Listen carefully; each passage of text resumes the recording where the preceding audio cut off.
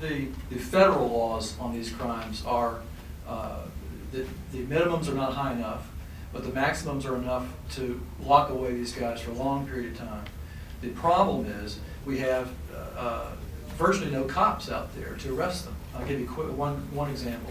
In one of the recent congressional hearings, one of the investigators who was funded by the Justice Department had developed, Flint Waters from Wyoming, developed a software program to try to get some idea of how prevalent this problem was. What he did was he took a very small set of known images, the worst images out there, the youngest victims, most violent, sadistic acts, and he searched for them on the peer-to-peer backbone. In other words, he was out there searching for computers that had these images on them and had their computer open for file sharing purposes. That's a pretty small universe. He found 1.4 million unique IP addresses. He estimated that about 600,000 of them were in the US.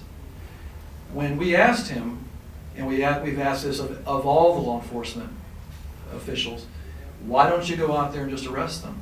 Wouldn't that be easy? They say, in fact, it would be one of the easiest types of investigations to do. They could get subpoenas for the IP addresses and get these guys, and they've got hard, cold evidence. They said they don't do it because they don't have the resources. They just flat out do not do it.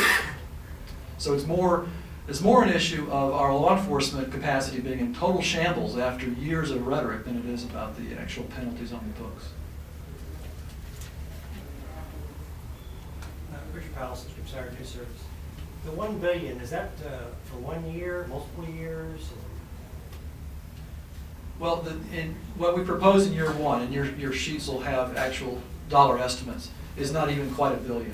But yeah, this is not, and I want to make a comment about this. This is not just something that we came up with that reasonable people can disagree about. This is based on discussions with people at all the major agencies at all levels, asking them, how do you do your jobs and what do you need? Let me just give you a quick example. Nothing's going to happen without the investigators and the analysts. They will triage these cases the way they do now, and the vast majority of them will be uninvestigated.